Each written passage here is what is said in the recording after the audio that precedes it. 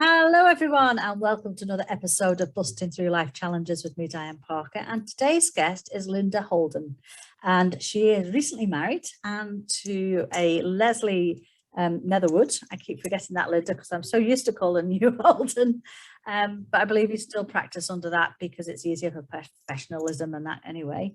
But Linda is going to be doing a menopause weekend, which is what she's come on to talk about. So can you tell us all about that, Linda? Yes, what we're doing is not many people refer to or turn to alternative therapies to deal with menopause, and October is menopause month. So two other consultants, basically, what am I calling them, Di? Well, Andy does EFT, doesn't she? Andy yeah, does they're alternative consultants, yes. Aren't they? So one's doing EFT and the other does craniosacral therapy. And both of those are good for dealing with the symptoms of menopause. And of course, I do essential oils, doTERRA essential oils, and they're amazing for balancing hormones and dealing with all of the symptoms of menopause. But a lot of people, what they do is they turn to the doctors, the NHS, and they'll go along. And in many cases, doctors are not really that interested in supporting the ladies or giving them sound advice. So they just give them HRT and they send them home. And so we're the other side of that. We have alternative therapies, which are all natural and work far better than HRT and all that sort of things. So what we're doing is we're holding a workshop on Sunday, the 23rd of October, and it's down in Ballasalla Village Hall. And it's going to be a really good afternoon. It's from 1:30 till 4:30, and it's interactive. So we're going to have Andy doing the EFT, and Caroline's going to do the craniosacral. Oh, gosh, yeah.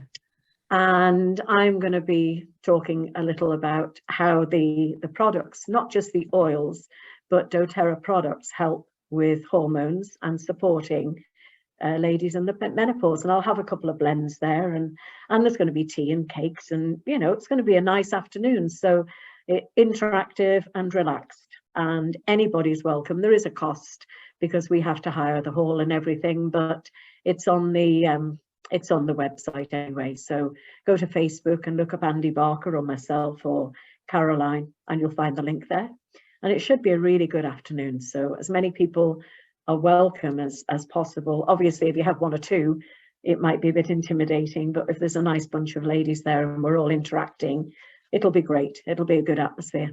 Well, I'm quite sure you're the right group of people to just get people interactive around this. Sometimes difficult and quite stressful subject for some women, especially when we come through to the emotion of what we're losing.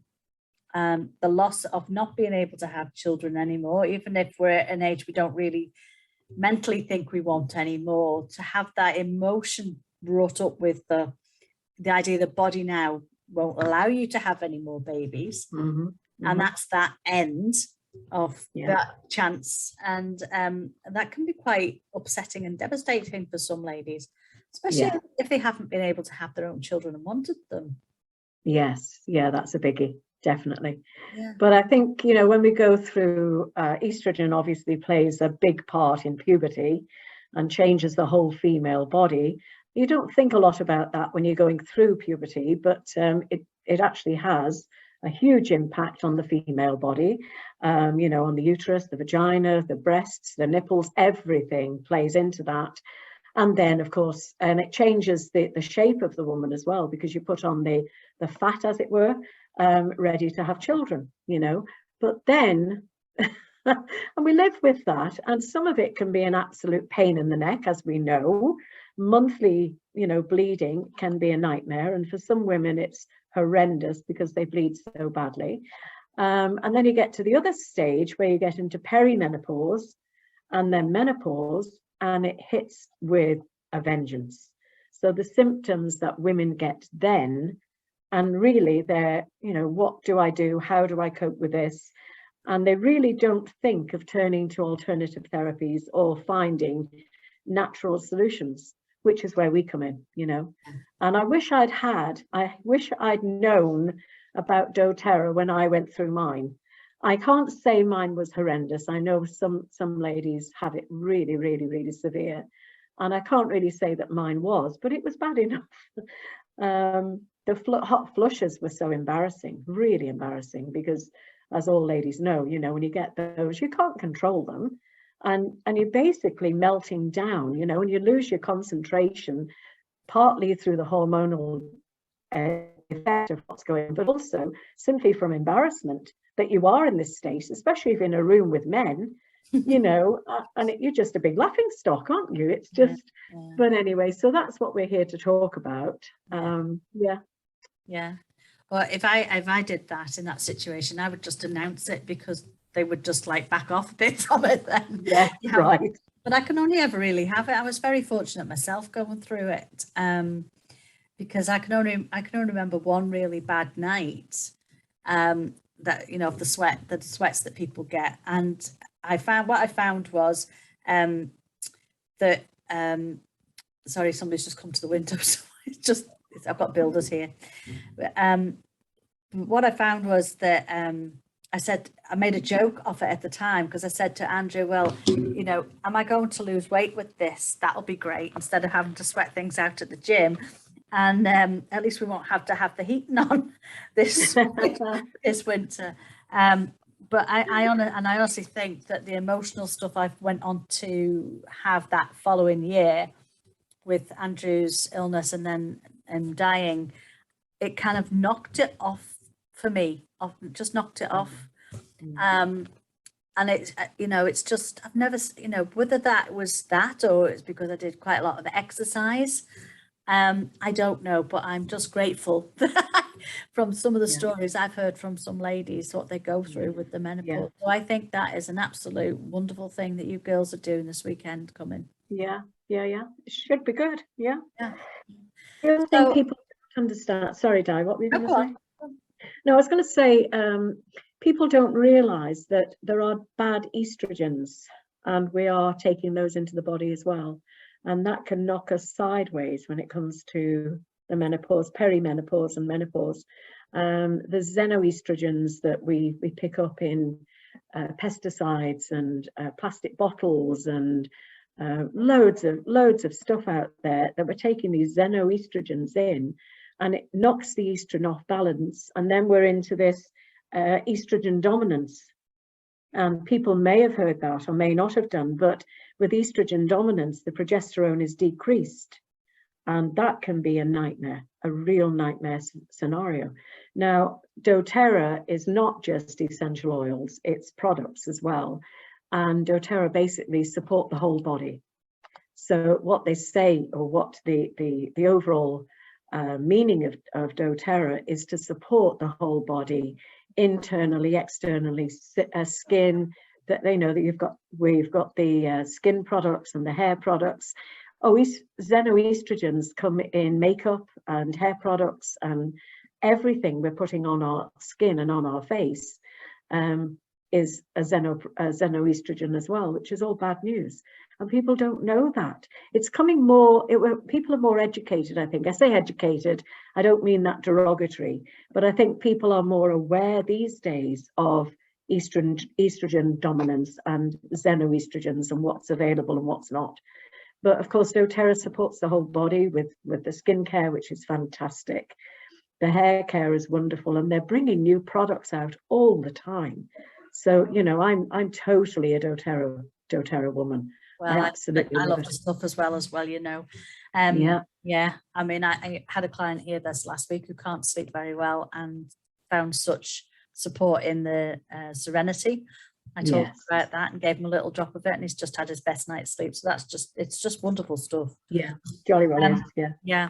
So when we're talking about the menopause and all the rest of it, but at the same time as we're going through these things, because it's generally, you know, from 45 onwards, we can get hit from these things.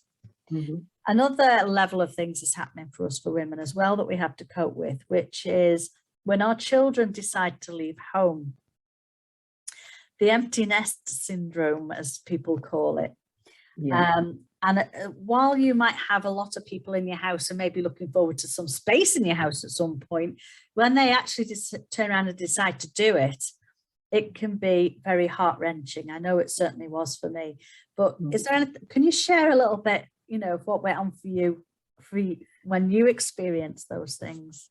Yeah, well, the first time that I had four sons, and the first one to leave was Nathan when he went to university.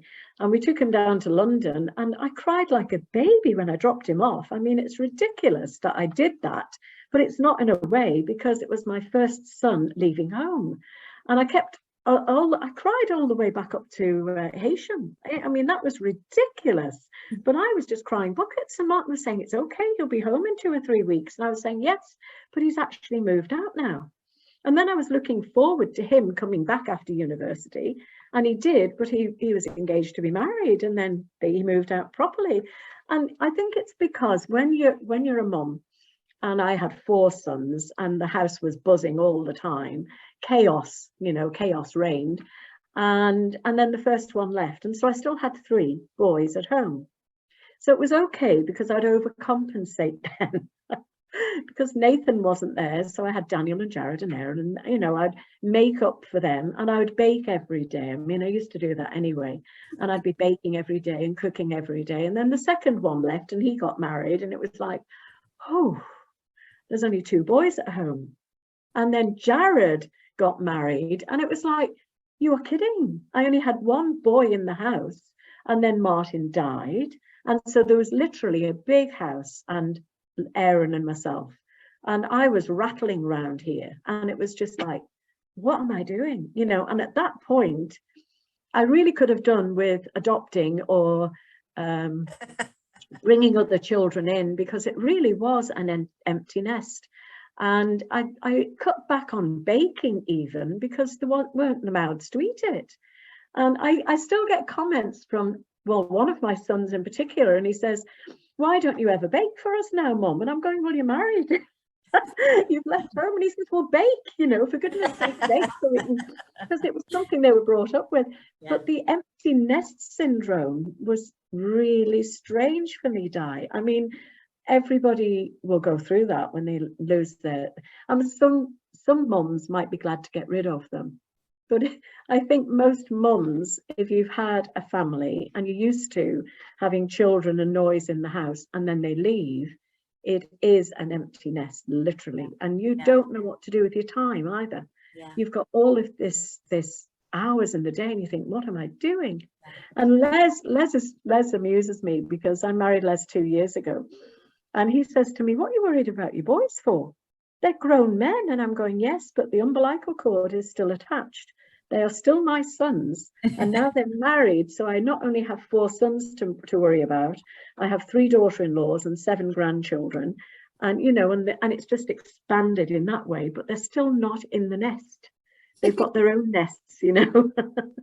So it's a very, very weird scenario, really. With you sharing all of that, and I can relate to an awful lot of it as well. But you've done the grief coaching program with me.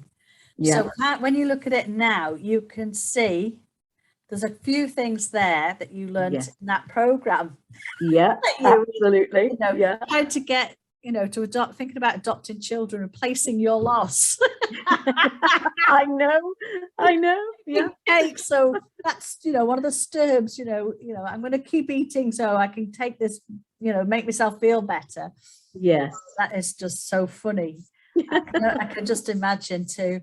But, you know, from one moment you think they're never going to leave to in my case, it was within 3 years, they were all gone. Yeah. 2 sons had left, and my husband had died. And it was just me and the dog. And the year before all of that, you know, in the 4 years it would have been, I was like, are these guys never going to leave? Yeah. We were falling over each other. Surely they need to get out. They need to start socializing. They need to... And then it was just circumstances. I mean, I'm not kidding you. They only moved 100 yards down the road. But it was still like, you're leaving me? I know. Yeah, I know. I know. Leaving me along with him? And we had a laugh around it, you know. But and then, of course, it's supposed to be our time. isn't it, with our partners, you know, to enjoy that space and become grandparents and all the rest of it, and have that journey with our partners. And sadly for us, both of us have experienced that loss as well. But it's just like, what tips would you give to any woman now going through this? doTERRA. doTERRA, yeah, the grief one, the console. Console is good, and you need diffusers going with citrus oils in to keep you uplifted. I think you need to find something as a replacement therapy, really. You have to fill the gap with something, don't you? I mean, with me, it would have been, I'll just adopt a couple more children, but obviously that wasn't on the cards. And I was getting older as well, so that wouldn't have been on the cards. But you basically got to fill that gap with something. You know, you need to be doing something and fill your time in with good stuff. It was time for you, though. Did you find it was time for you to find your feet and develop yourself and your business for you? Yes. Yeah. Somebody said to me after Martin died, it was a good friend of mine actually, and she said, "You've changed, you know." And I said, "What do you mean I've changed?" And she said, "You're a lot more confident now than you were when you were married to Martin." And I went, "Really?" She said, "Well, yes." And I said, "Well, we always made decisions together, but because he was the man in the house, he would take the lead and I would follow once a decision was made." And I said, "Now I suppose I have to make the decisions." And she said, "Yes, but it's been good for you in a way," because she said, "You've come out of yourself and you've created you." And she said, "You're far more confident now than you were when you were Linda Holden, you know." So I look in the mirror sometimes and I think, am I that different? But I think I am. And I recognize that I am, you know, because I have built the company better. For 2 years, I ran, well, we had ChemDry, so I ran the company for 2 years, but it was killing me. It really was killing me because the stress was so much and I wasn't qualified as Martin was. So anyway, we won't go there anymore, but I did build doTERRA after that, and I built myself. What you're telling me is you made some choices for yourself. I did. I made choices for me. You decided what you wanted to do. Yeah, I had to. It was basically, Aaron said to me at one point, he was my youngest son, and he said to me, well, when Martin died, he was making decisions for me. And for a while it was good because I was in a complete fog and I didn't know what I was doing. And he'd say, "You need to do this." And I'd go, "Okay." And then after a few months, I started making decisions for myself. And we had a couple of disagreements. And I said, "No, Aaron, I've got to make decisions for myself now. I've got to do this because I'm on my own. And one day you're not going to be here. And I have to support myself." And at that point, I turned around and started deciding things. And it was good for me. It was really good because I had to make decisions for me. But it was also, I started putting time into me as well. For instance, I have my hair done fairly regularly. You wouldn't think it at the moment, but I have my hair done. I have my nails done. And somebody said to me, "You spend an awful lot of money on yourself." And I said, "Yes, but I need to. I need to value me because I'm important. If I fall apart, then everything around me and who is associated with me could fall apart as well." It probably won't, but that's the way I looked at it. I am important, so I have to look after me. And so I do that. I'd still do it, you know. It's interesting too that you shared there that he was doing that role. He was stepping up to that role of helping you in that way. And my youngest son did that as well. And I think he was finding the strain because he also had his partner in his life and a baby. And now he was also trying to do that support for me. And I know at the start of the journey, I was actually quite grateful that they were there doing that because I did make decisions in our relationship, especially towards the end, you know, when things weren't quite clear. I would step in, I would do that. So I actually found that I was actually quite glad. But then after a while, it was like, hang on a minute, no, I am still your mum. But when I had the conversation with him, it turned out that Andrew had said to him to look after me. So he was taking that literally. And, you know, whereas instead of saying, you know, support your mum in what she wants to do or something like that, It's like, help you look after your mum. And that strain was just getting too much from that responsibility. So I had to make it quite clear, as I do to any ladies that are listening, we're responsible for ourselves. Mm-hmm. You're not responsible for your children, you're not responsible for your husband, but you are responsible for yourself. Yeah.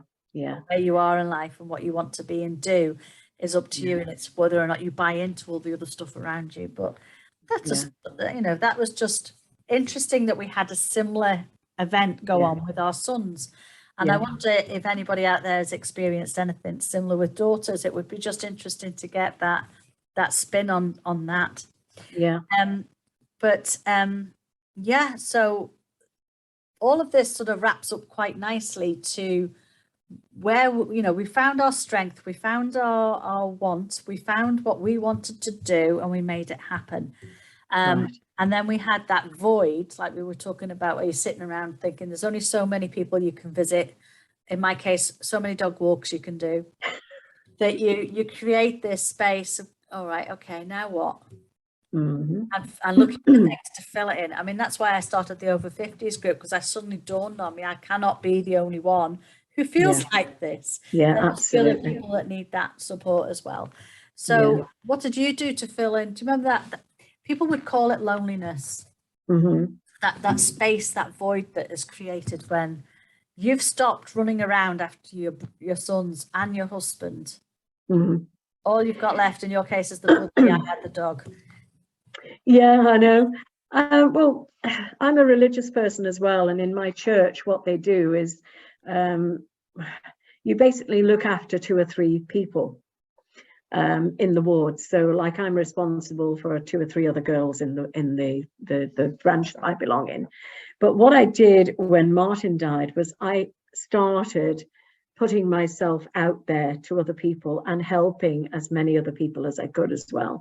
So I would bake for them and I would look after them more. I'm not doing as good on that now because Les is part of my life now, and so I've got someone to fill the main gap. But what I did, one of the things I did, I used to walk quite a bit and think quite a bit, but I used to be proactive in looking after other people.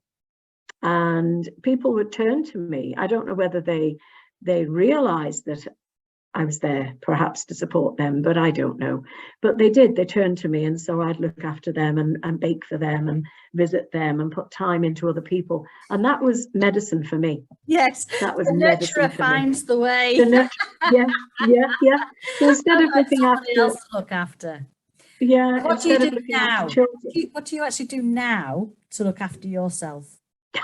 That's a joke. What do I do? I struggle to no. It's just a mad life at the moment, Di. Right at the moment, we've bought this bungalow, and all the work that's gone into the bungalow, it's been crazy. We're now trying to empty this house out to get it ready to go on the market. What do I do to look after me? Not a lot. I do use the oils. I do try to get a good night's sleep, because that is paramount to everything. If you don't sleep well, absolutely, you know, you can't face the next day. So as far as I'm concerned, I eat well. We cook every day. We cook from scratch. We hardly ever eat anything processed at all. So I'm still the nurturer in that way, but Les is really good in the kitchen. So we cook. I basically, what do I do to look after me? It's basically down to personal stuff. It's like eating well, sleeping well, working to the best of my ability. And when I need a break, I have a break. And I think that's important as well. I think if you push and push and push and push yourself, if, like, I get backache because I had a spinal fusion when I was in my 20s, and I get a lot of stress over my back. And if I work through that and keep pushing and pushing and pushing, I'll end up in a lot of pain. So what I do is I ease up and I'll sit down and I'll go on the laptop, or I'll work quietly on something to do with doTERRA on the laptop, or I will just have a break completely. I'll go and have a bath or a shower or something like that, because that is important to me. You have to recognize what your weakness is, and then, you know, go with it and have a break. I think some women can't do that. They have to keep working and working and working, and they end up in a bad way. I think that's a key word that you've just used there, actually, that they see it as a weakness to stop. They do. Yes. And actually, it's the biggest gift you can give yourself. And there's a lot of strength in that, to take that time for yourself. Absolutely. So like I say to many clients, it's like a leaky bucket, because you're giving it all over the place, but not to yourself. Yeah. So, you know, like tie up your legs, pop those holes, get them full, and then, as you say in the Bible, flow from the top and give to men, give to everybody. So it's very, very important, actually, for women to acknowledge this and look after themselves going forward. Yeah, definitely. Absolutely. And the doTERRA oils will help. Oh, the doTERRA oils are amazing. I couldn't live without the oils and the products. I really couldn't. But so maybe if it's not too much trouble, you could do like a little writing piece for our ladies to have a little read off of what would help for menopause, and then obviously put your number on it so that they can reach you, so they can get it, because knowing it is one thing, to be able to get them is another. Yeah, that's true. So how would I do that? Where you saying to do that? If you just send it to me on an email, I'll flip it and stick it in our group. Yeah, sure. Yeah, absolutely. Yeah. Well, Linda, I can't thank you enough for joining me today and having this. Thanks for the invite. And good luck with your weekend with the ladies. Thank you. I'm sure you will all have a great time.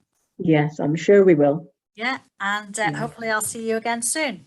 Okay, thanks, Di. If anybody else is struggling with any of the issues that we've raised today, you can join us in my new little group, which is looking at challenges that we have now going through this phase of life where we find ourselves feeling that we're no longer wanted or needed by anyone around us. And, you know, we can all say, well, it's not true, but that is how you're feeling at the time.